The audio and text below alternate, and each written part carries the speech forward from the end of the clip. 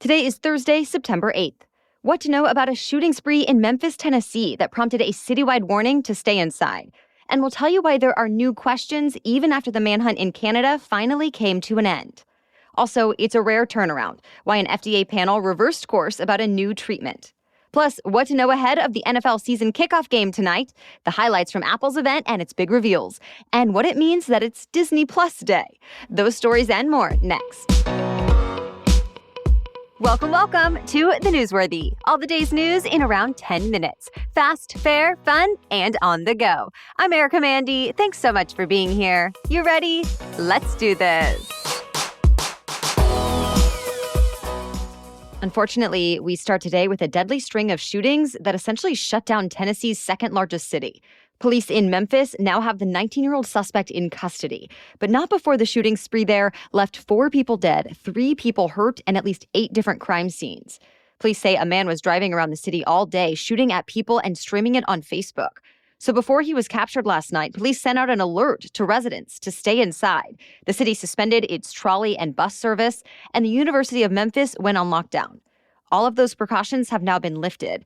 Police have not said a motive yet, but more details will likely come out about this today. A nearly 4-day-long manhunt for the main suspect in a deadly stabbing spree in Canada is finally over, bringing at least some relief to the communities affected. Police say Miles Sanderson was captured on a highway yesterday, but then just hours later, it was announced he had gone into medical distress and died. There aren't any details yet about what happened to him, but there will now be an independent investigation to review the death and police conduct. Sanderson's younger brother was already found dead on Monday in a field near the crimes. Remember, the stabbing attacks happened on Sunday in Western Canada. They left 10 people dead and another 18 hurt. There were more than a dozen crime scenes. Police say they still don't have a motive for these attacks, and with Sanderson dead, they may never know his reasons. Russian President Vladimir Putin gave a defiant yet confident speech, saying his country has lost nothing in its war with Ukraine and expects to emerge stronger.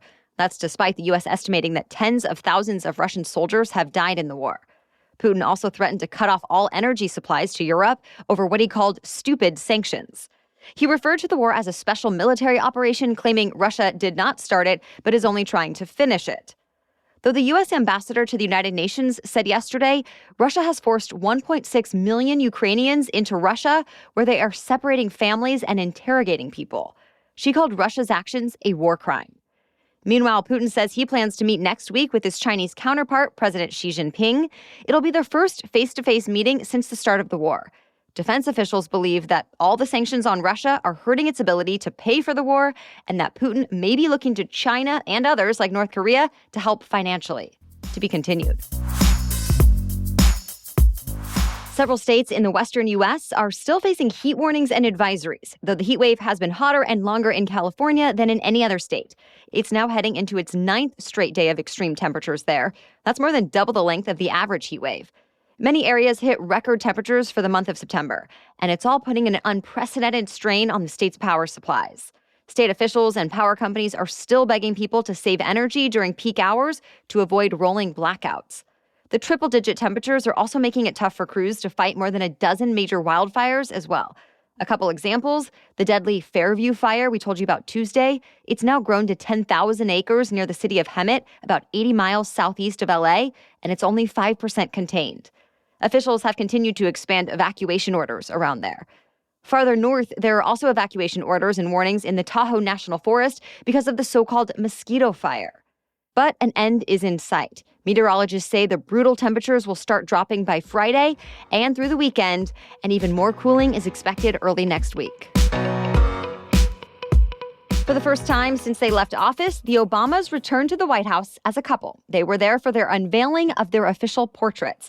The official White House portrait unveiling is a bipartisan tradition that goes back to the 70s when Jimmy Carter first invited Gerald Ford. There's no set rule, but traditionally, the Obama event would have been held during the Trump presidency. The former President Trump never held it, so it happened this week instead. The portraits were done by 2 separate artists. Each took more than a year to complete.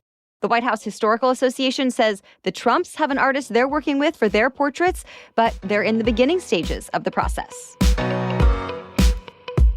All right, we have much more news still ahead, but first, a quick break for our sponsor. If you're like my family, you pore over lists of reviews before deciding on where to book a reservation for brunch or dinner. So why not do the same when you're booking a doctor's appointment? Well, ZocDoc is a free app that shows you doctors who are patient-reviewed, take your insurance, and are available when you need them. Yep, you can see which doctors are in-network, in your neighborhood, and you can read reviews all in one place. And on ZocDoc, you can find every specialist under the sun. Whether you're trying to straighten those teeth, fix an achy back, get a mole checked out, or anything else, ZocDoc has you covered. Plus, ZocDoc's mobile app is as easy as reserving that brunch spot online or getting delivery to your house. Search, find, and book doctors with a few taps, and you choose if you want to see them virtually or in person. Go to ZocDoc.com/newsworthy and download the ZocDoc app for free. Then start your search for a top-rated doctor today. Many are available within 24 hours. That's ZocDoc.com/newsworthy, ZocDoc.com/newsworthy. A federal judge ruled that one part of the Affordable Care Act is unconstitutional, specifically a rule that requires employers to provide insurance that covers HIV prevention pills or PrEP drugs for free. One plaintiff in this lawsuit is a Christian-owned company based in Texas who argues the mandate violates religious freedom. The owner says he doesn't want to pay for drugs that he says encourages homosexual behavior. Although public health experts told the Texas Tribune HIV can infect anyone, and research shows these drugs don't increase any type of sexual or risky behavior. The American Medical Association also denounced this ruling. Either way, the judge sided with the businesses, but is asking both sides for more information by tomorrow. And that's when we're likely to learn how wide-reaching this ruling might be. One big question, will it also affect coverage for other types of preventive health services? To be continued. In a rare turnaround, a controversial ALS drug is one step closer to getting approved.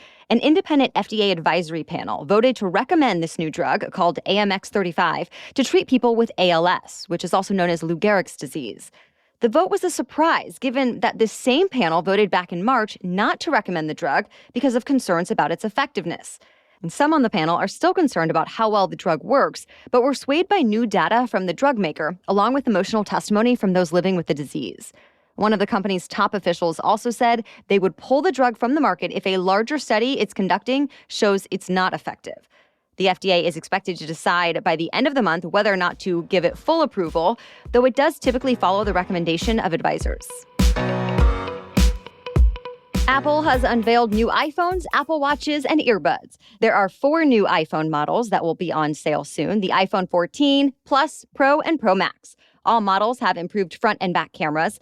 The phones range from $800 to $1,100, the same cost as iPhone 13 models. The Pro and Pro Max phones have a new design and an always-on display to show time and alerts without draining battery life. All the iPhone 14 models are getting emergency satellite service, too, so it allows you to call 911 in an emergency even when there's limited cell service or internet. The iPhones will be available to order tomorrow. Apple also confirmed the iPhone's latest major software update, iOS 16, will be widely released next Monday, with features like unsending and editing text messages. And along with it, Apple is making its Fitness Plus subscription available to anyone with an iPhone as long as they pay the fee. Until now, it was only an option if you had an Apple Watch. And speaking of Apple Watches, the company revealed 3 new smartwatch models, including the new Apple Watch Ultra. It's aimed at outdoor athletes with a new design, more durable case, and longer battery life. It costs $800. And there are now updated AirPods Pro earbuds. These have new touch control, a speaker on the case, and Apple says improved noise cancellation and longer battery life. The NFL season officially kicks off tonight. The Buffalo Bills will travel to Los Angeles to take on the defending Super Bowl champs, the LA Rams. Although the Rams won the Super Bowl, sports betting site FanDuel says the Bills are actually favored to win tonight's game. By the way, the Rams have gone undefeated in season openers for the last 5 years under coach Sean McVay. Although last year, the Bills led the NFL in scoring and defense. You can watch tonight's game on NBC, but for the rest of the season, Thursday night football games will be streamed on Amazon Prime. It's the first time in the league's history that Amazon Prime will carry the Thursday night football franchise. Amazon paid $1 billion to be the exclusive provider. Also of note in sports, American tennis pro Frances Tiafoe has now earned a spot in the U.S. Open men's singles semifinals. It was his second upset in this year's U.S. Open. You'll remember he already beat Rafael Nadal, and then most recently he beat his opponent Andrei Rublev from Russia. No American man has won the U.S. Open or any Grand Slam singles title since 2003. Tiafoe plays in the semifinals tomorrow. Today is the second annual Disney Plus Day. It's essentially a day that Disney wants to celebrate its streaming service with a special event. And what that means for you is a slew of new shows and movies on Disney Plus. Some we already know about include Marvel's film Thor: Love and Thunder, a new documentary on the Star Wars series, a live-action remake of Pinocchio, and 2 Frozen sing-alongs. Disney Plus is also promising deals and promotions across Disney theme parks, and you can also catch Disney movies at some AMC theaters like Encanto and Star Wars Rogue One. Disney is expected to make more announcements throughout the day, so stay tuned. Well, that's it for the main news today, so now it's time for Thing to Know Thursday. But first, thanks to our sponsor. If you're a business owner that likes to jump to the news highlights, you'll love Indeed for your hiring needs, because you can jump to the candidate highlights with Indeed Instant Match, where you can instantly receive a list of quality candidates whose resumes on Indeed match your job description. And you know, I appreciate some data. Indeed's U.S. data shows over 80% of Indeed employers find quality candidates whose resume on Indeed matches their job description the moment they sponsor a job. And when you sponsor an Indeed post in the U.S., Indeed data shows you're 3 times more likely to get a hire. Finding great talent doesn't have to be a second job. So join over 3 million businesses worldwide using Indeed to hire great talent fast. Indeed knows that when you're doing everything for your company, you can't afford to overspend on hiring. Visit Indeed.com/newsworthy to start hiring right now. Just go to Indeed.com/newsworthy. Indeed.com/newsworthy. Terms and conditions apply. Cost per application pricing not available for everyone. Need to hire? You need Indeed. Okay, now back to Thing to Know Thursday.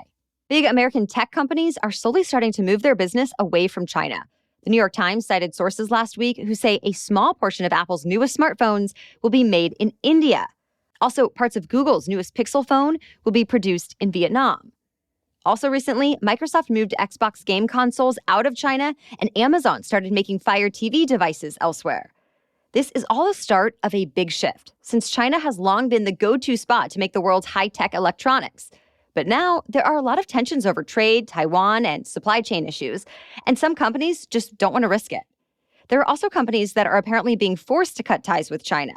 Graphics chip maker NVIDIA says the U.S. government is restricting its sales to the communist nation since there are fears 2 of their chips could end up in the wrong hands. These are chips that are used for image and speech recognition.